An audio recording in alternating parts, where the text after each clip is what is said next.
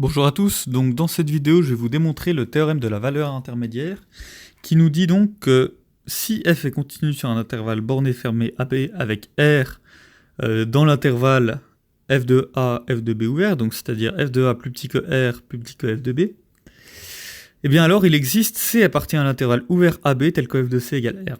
Ça veut dire quoi? Ça veut dire que si je prends n'importe quel élément ici, que j'appelle R, donc par exemple celui-ci, eh ben il va exister au moins un C, mais en tout cas il existe un C tel que f de C égale R. Donc par exemple il existe un C ici que j'appelle C1, il existe un C ici que j'appelle C2, il existe un C ici que j'appelle C3. Donc c'est ça l'interprétation de ce théorème, donc qui nous dit que pour toute valeur entre f de A et f de B, il existe une préimage. Et maintenant, je vais le démontrer, ce théorème. Donc la démonstration,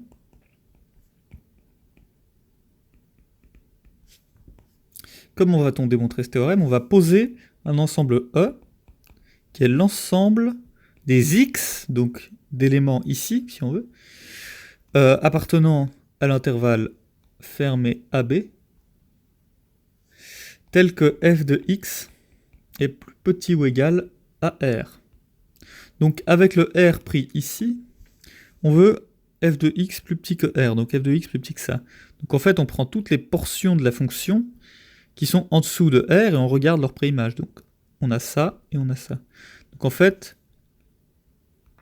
ici dans cet exemple, ceci forme l'ensemble E. Mais dans d'autres exemples, ce serait différent. Ça pourrait être, si je prends R ici, eh ben ça serait tout ceci, jusqu'à R ici. Donc on aurait toute cette portion de la fonction. Donc ça dépend totalement de la fonction donnée. Donc on pose cet ensemble-là, et on pose C comme le suprémum de E. Donc ici, dans cet exemple, le suprémum de E, c'était ceci. Le suprémum, il était ici. On avait bien que f de C égale à R. Le point ici, qui est f de C, est égal à R. Donc maintenant, on veut prouver que f de C égale R. Comment va-t-on procéder? On va procéder déjà en montrant que f de C est plus petit ou égal à R. Pour ceci, on va montrer que C, premièrement, C est un point adhérent à E.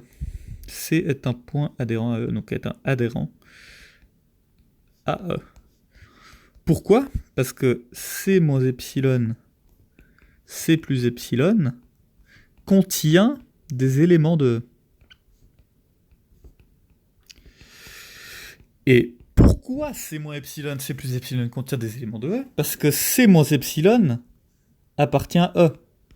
Sinon, C moins epsilon, donc pour tout epsilon plus grand que 0, pour tout epsilon plus grand que 0, C moins epsilon, C plus epsilon contient des éléments de E. Donc C moins epsilon appartient à E, parce que si C moins epsilon n'appartenait pas à E, C moins epsilon serait le suprémum de E.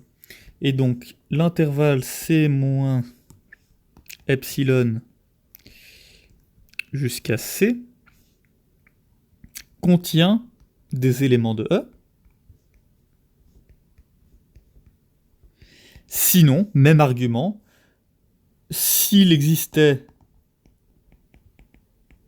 C' appartenant à C moins epsilon, C tel que C, en fait, même plus que contient des éléments de E, c'est que cet intervalle, si on le prend ouvert, est inclus dans E.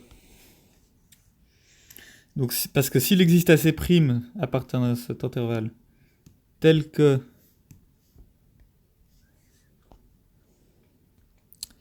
C' n'appartenait pas à E, alors C' serait plus petit du coup que C, et donc C ne serait pas le sup.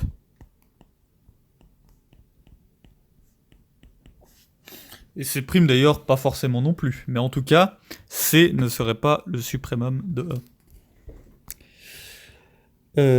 Donc c'est le c'est le suprémum de E est adhérent à E.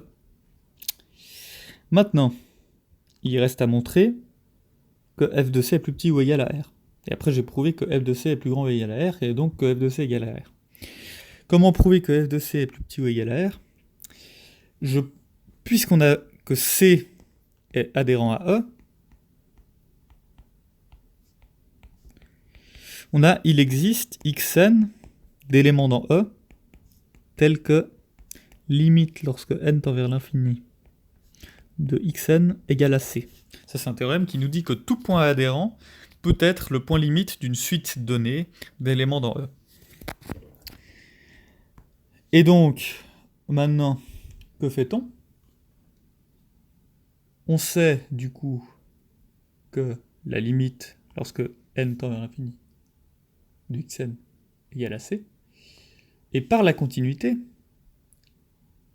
on a que f de C, qui est égal à f de la limite, lorsque n tend vers l'infini, de xn, est égal à la limite, lorsque n tend vers l'infini, de f des xn, par la continuité.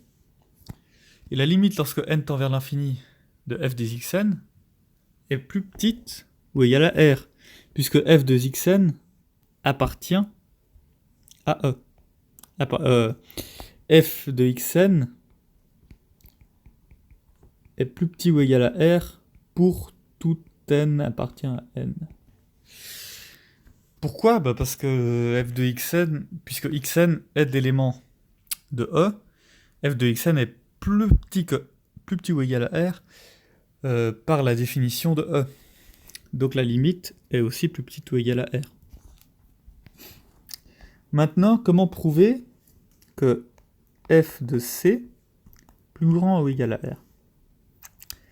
Pour ceci, on va choisir... Donc déjà, on va montrer que C est strictement plus petit que B, car si C était égal à B, on aurait que R, du coup, par la définition de E, donc C est le suprémum de E, donc on aurait que R, on aurait quoi? On aurait que R est plus petit que B, par l'hypothèse, hein, on a posé, plus petit que F de B, et donc on aurait R plus petit que F de C. Donc car si C égale à B, on a ça, et donc on a ça. R est plus petit que F de B. Et si R est plus petit que F de C, ce n'est pas le suprémum. C ne serait pas le suprémum. Si R est strictement plus petit que F de C, C ne serait pas le suprémum. Donc ça constitue une contradiction. Donc C est strictement plus petit que B. Donc l'intervalle C-B est non vide. Et donc, on choisit xn comme étant C plus 1 sur n, défini pour n suffisamment grand,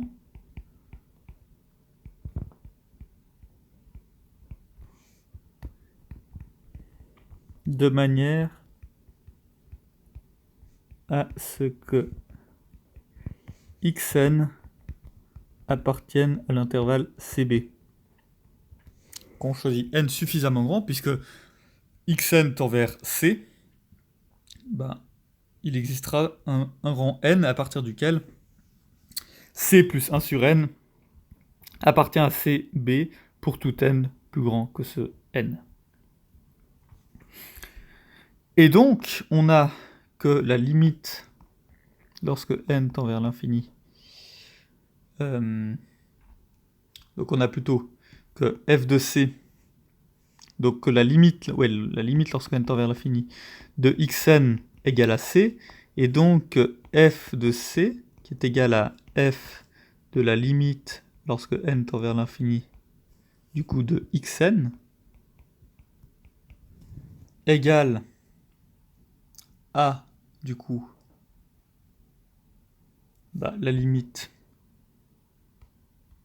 de n tend vers l'infini de f des xn par la continuité, qui est égale à la limite, lorsque n tend vers l'infini, de f de c plus 1 sur n, et ceci est toujours plus grand ou égal à r, donc la limite est plus grande ou égale à r.